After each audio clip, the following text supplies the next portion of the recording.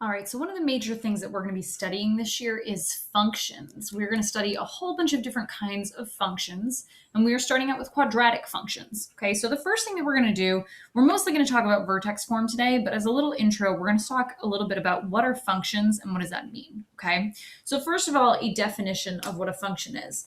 A function is a relationship. So it's a relationship between two variables such that each value of the first is paired with a, meaning singular, corresponding value of the second. Okay, so it's a relationship between two variables so that each value of the first variable is paired with exactly one value of the second. All right, so let's take a look really quick. You've seen tables of values before, so let's talk about these three tables of values and whether or not they are functions based on this definition. So this definition says that it has to be that every value here is paired with exactly one value here. So would this be a function? Well, yes, because each one of these has a value to it, and each one only has one number paired with it. So this one would be considered a function. Whereas if we look over here, right, at first glance, it looks like it's okay because you got all these pairs. But if you notice here, -2 is paired with 3, and here, -2 is paired with -1. That is a problem because our definition says it's a relationship between two variables such that each value of the first is paired with a singular corresponding value of the second. And here we have a value that is paired with two different numbers. So this would not be considered a function. All right, this guy down here would be considered a function. Okay, because even though these numbers are all the same, that's okay because each number over here is paired with exactly one corresponding number. So this would be considered a function as well. Okay, so that's what our definition of a function says. It just says that for every value of the first variable, it has exactly one corresponding value of the second variable. All right, so that's what our definition of a function is. All right, now this unit we are talking about quadratic functions. All right, quadratic functions are functions that can be written in the form y equals ax squared plus bx plus c. Okay, where x and y are your two variables here. They're the two variables that are being corresponded together. Okay, and then a, b, and c have to be real numbers. We're going to talk a little bit later about what imaginary numbers are. We'll hit that next unit. Okay, so they have to be real numbers. And at this point, honestly, that's any number that you know is a real number. Okay, and a can't be 0. Why not? Well, because if a is 0, then a times x squared would just go away, and then we'd be left with just something that's linear, and then it's not quadratic anymore. It has to have that x squared to be quadratic. Okay, so a, b, and c are real numbers. A can't be 0. The shape, like we talked about yesterday, is called a parabola. Okay, so we've talked about this a little bit. Now, today, we're going to focus on a particular form of this equation. So they have to be able to be written in this form, but that doesn't necessarily mean they always are written in that form. So today, we're going to talk about vertex form of a quadratic function. All right, and vertex form is going to look like this. Now that should look pretty familiar to you. Okay, that should be kind of pinging some bells, and you might be even thinking to yourself, didn't we just look at that? Didn't we do that yesterday? Okay, well, that was a little bit different. That was transformation form, right? So our transformation form was y minus k equals a, and then we had that b value in here. I'm going to drop that out because we're not talking about that b value just now. Okay, I told you that we're not really going to focus on b this unit, so I'm just going to kind of drop that out and leave what's left. Okay, so ignoring that b value, if we basically pretend it's 1, this was the transformation form that we looked at yesterday. And if you compare these two, they are almost exactly the same. The only difference is that essentially what's happened is we've solved this transformation equation for y, right? I took k and I added it to both sides so it would cancel out here. And then what am I left with? Well, I have a times x minus h squared plus k. And that is a vertex form. Okay, so vertex form and transformation form are almost exactly the same thing. The only difference is just that this guy has been moved to the other side. Okay, so we're going to use that as we go about graphing these, okay, because we can use this to figure out what our transformations are, and then using those transformations, we can graph our parabolas, okay?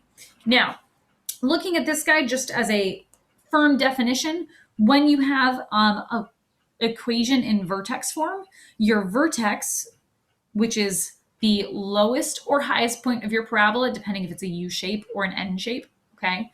That is called your vertex. It's like the turning point of your graph.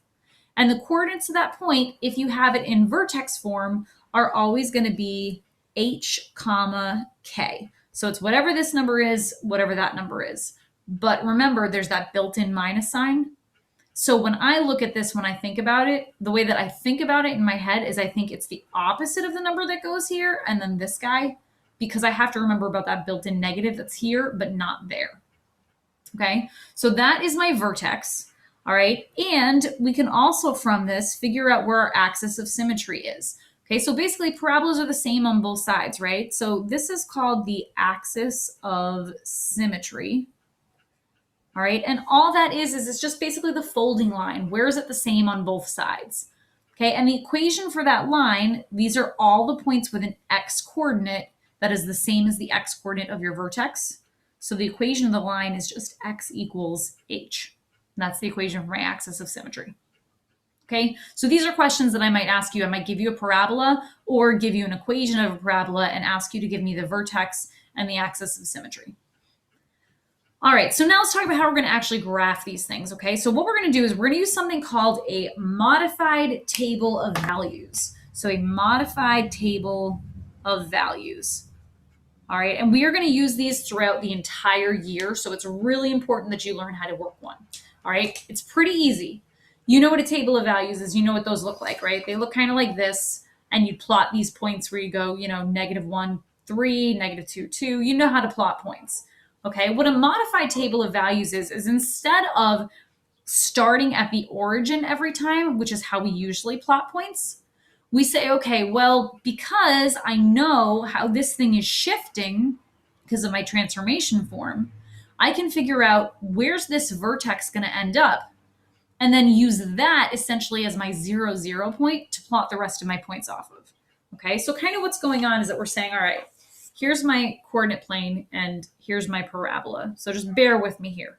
We're going to ignore any shrink, stretches, or flips just for the sake of this example, okay? So without any shrink, stretch, or flips, if we just talk about moving this around, as this thing gets slid around, the relationship between the points in my parabola don't change, right? Where it is changes, but like the distance between here and here, between those 2 points on my actual parabola, that's the same here as it is if I slide it up here, right? So as long as I can figure out where does this vertex go, I can then use that to plot the rest of the points because I know what the relationship's going to be. Okay, so let's look at what that looks like as an actual example. So let's look at this guy here. This is just your regular old standard parent function. Okay, you should probably be able to graph this without making a table of values, but I'm going to make one just so that we have something to reference as we go along. So I'm going from -3 to +3, -3 squared is 9, -2 squared is 4, and so on. Okay, so normally how we plot points is you always start at the origin, right? So when I go to plot these points, I'm going to go -3, 9, which is just a tiny bit off my graph, but that's okay. Okay, -2, 4, -1, 1, 0, 0, 1, 1, 2, 4, 3, 9. So that's what my graph looks like. Okay, so that's my parent function. So let's take a look at what's going to happen as we start adding some extra things in. So this graph right here, I know based on my transformations, right? Because remember we said vertex form is almost the same as transformation form. So I know that this guy right here, that 2, that is a vertical stretch. Okay, that's my A value. So this is a vertical stretch. Okay, it's bigger than 1. So it's going to be a stretch. Okay, so how am I going to then graph this? Here's what I'm kind of thinking, all right, is this vertical stretch is basically telling me that I'm going to go vertically 2 times as far as I would have in a regular parabola. Okay, so for the sake of just kind of showing you this out, I honestly would not do this for every problem, but okay, so what our function we have here, we have x and y, right? And then we're doing y, another way I could write that was x squared over here, right? Well, now we're doing 2x squared. So what I'm doing is I'm taking the same table of values, okay? And now what we're saying is that instead of just doing to x squared, now we're doing 2 times x squared. So 2 times my x squared, 2 times 9 is 18. 2 times x squared would be 8. This is x squared, so 2 times that is 2. That's x squared, so 2 times that is 0, right? And then we have 2, 8, 18, right? And then these are the points that I'm going to plot. So I'm kind of ignoring this middle column and I'm plotting these points, right? My x and then my 2x squared. Okay, now negative 3 18 is not going to fit on here. I'm just going to ignore that. Negative 2 8 will though. So negative 2 8 would be here. Negative 1 2 would be here. Here's 0 0, 1 2, and then 2 8. So that's what my parabola is going to look like. All right, now you can definitely graph it this way, but personally, I find making this table of values to be a lot of extra work. So here's what I'm thinking. I have this memorized, right? This is easy. You can pull this out of your head every single time you need it. You're just squaring numbers, right? So here's how I think about this. I know 0 squared is 0, and if I go twice as high of 0, that just stays put. So then I know my next point, I would go over 1 and up 1 for 1, 1. Well, this is telling me to go twice as high. So instead of going over 1 and up just 1, I'm going to go up 2. So I go twice as high. For my next point, normally be 2, 4. Well, I'm going twice as high, so it's going to be 2, 8, right? So I'm just doubling the vertical height for everyone. That's how I do it in my brain. I don't usually make these tables out. All right, vertical stretches, I think, are the most difficult one. Anytime you have to change your vertical, shrink, stretch, or flip. The horizontal shifts and the vertical shifts are not a big deal. So let's look at this guy. What this guy's telling me here, this shift, remember that minus sign is built in, and this is a left-right shift, right? So my left-right shift, using my transformation form, and the minus is built in, so it's kind of the opposite of what you'd think. So this is actually telling me that I'm going to the right 3. Okay, awesome. So here's what we're going to do. I'm going to take my vertex would normally be here, and I'm moving it to the right 3, and that's where it's going to end up. And now all I'm going to do is I'm going to plot these points pretending that this is 0, 0. So when I go to plot negative 3, 9, I'm not going to start here and go left 3 and up 9. I'm going to start here at my modified origin. This is why we call it a modified table of values, because we're modifying our starting point. Okay, so this is my starting point now, so I'm going to go left 3 and up 9. That's going to be here. Ooh, come on, marker. There we go. All right, negative 2, 4, I'm going to go left 2 and then up 4. Okay, negative 1, 1, I'm going to go left 1 and up 1. 0, 0, that's this guy, right? That's what we said our new origin was going to be. 1, 1, I'm going over 1 and up 1. 2, 4, and then 3, 9. Okay, and again, I'm always going off of this modified origin. That was not the best drawn thing. My hand's butting up against the camera. It's getting hard to fit in there. All right, okay, let's look at this guy down here. This one's also going to have a shift. All right, and remember, this is your left-right shift, but it's backwards of what it looks like. So this, there's a built-in minus sign.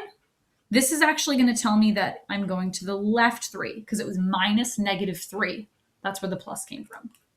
So my new origin, instead of my origin being here, my vertex is normally on my origin. Now it's going to be over there. That's my new origin. And then I'm just going to use this table of values. And I'm going to plot these points. So from my new modified origin, left 3, up 9. That's here. From my modified origin, left 2, up 4. From my modified origin, left 1, up 1. Okay, and there's my graph. And you're going to notice that when you compare them, these two shapes look exactly the same, right? Because all it is you just took this graph and you shifted it over a little bit. That's how this came to be.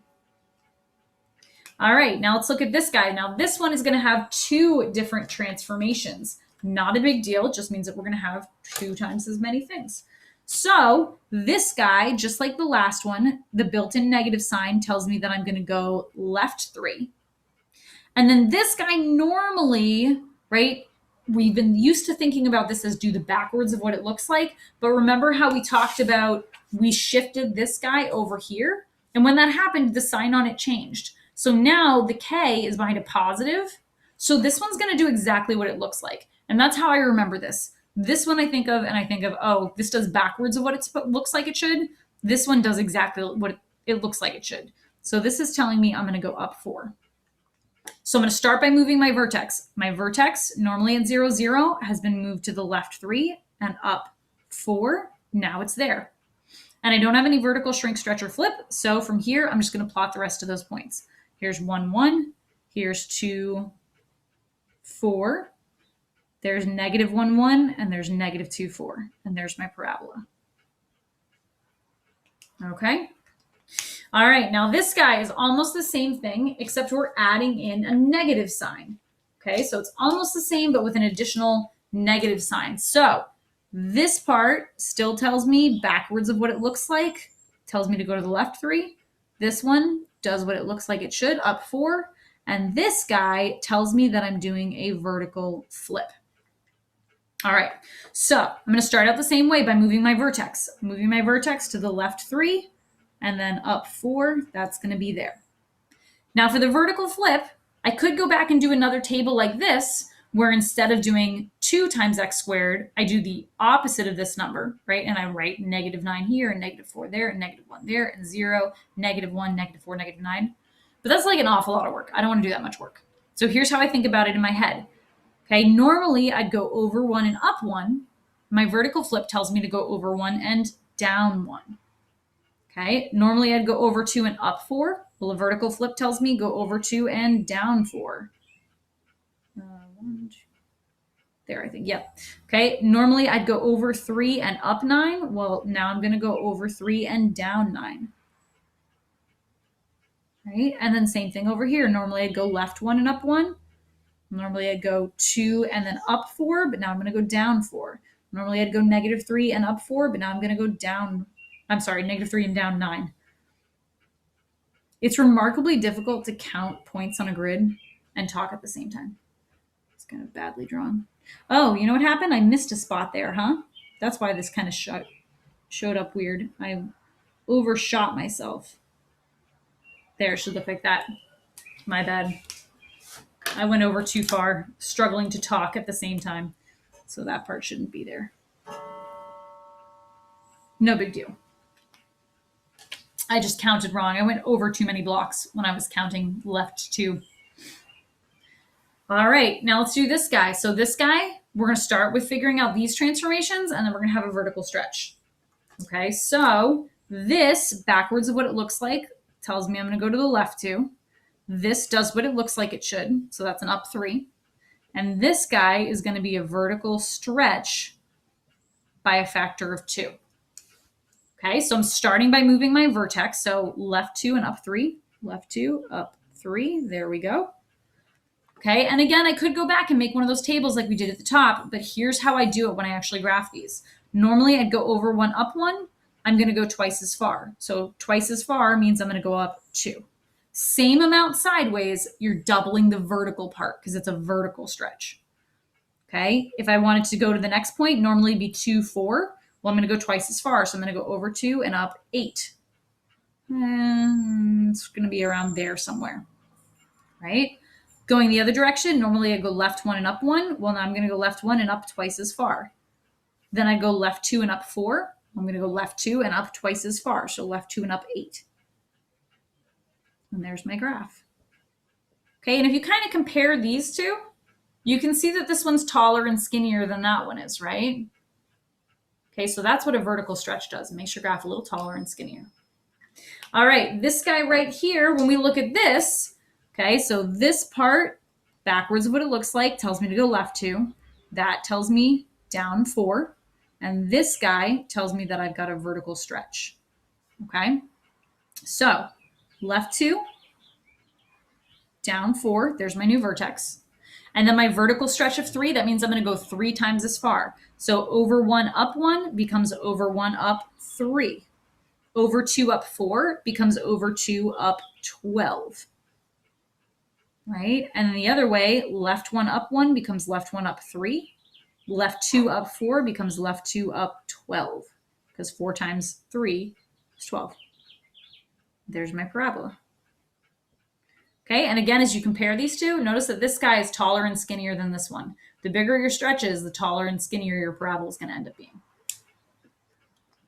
All right, and then this last guy here, so this one is going to have a vertical shrink to it. So a vertical shrink on this guy. So backwards of what it looks like, remember, so this one's going to take you to the right 2. This does what it looks like it should, so that's up 3. And this guy is going to be a vertical shrink by a factor of 1/2. Okay, let's start with our vertex. Right 2, up 3. There it is. All right, so now my vertical stretch. Normally I'd go over 1 and up 1. In this case, I'm going half the distance. So instead of going up 1, I'm only going halfway. So I'm only going up to a half. 2, 4, I'm going to go halfway as high up. So instead of going up to 4, I'm only going to go up to 2. 3, 9, I'm only going up half as far. So that's going to be 4.5. So over 2, up 1, 2, 3, 4.5. Same thing on this side. Over 1, up 1. Well, I'm going half as high up. So that's only going to go up to a half. Over 2, up 4. Well, I'm only going half as far up. So up to 2. Over 3, up 9 becomes over 3, up 4.5. And there's my parabola. All right, and if you can kind of compare these two, this one doesn't have a vertical stretch, this one does. You can sort of see, it's a little more subtle, I think, but this guy's skinnier than this guy is. This guy's shorter and fatter than a regular non-transformed parabola because of that 1/2. All right, so if you kind of look at these guys along the bottom, this is what a vertical shrink is going to look like, short and fat. This is what a vertical stretch is going to look like. And the more you stretch it, the skinnier it's going to get. Okay, so that is how we use a modified table of values to graph our transformations. It is really important that you know how to use transformations. We're going to see them over and over and over and over again in this year. Okay, so you do need to be able to use a modified table of values. It is so much less work than doing a regular table of values, right? To do like, say, this problem here with a regular table of values, I'd have to start by plugging in 0. And then do 0 plus 3, and then square it, and then take the opposite of that, and then add 4, just to get 1 point. And then I have to plug in 1 and do 1 plus 3 and square that, and do the opposite of that, and then add 4 just to get another point, right? That is so much more work than what we did here. Okay, so it's really important that you figure out this modified table of value stuff.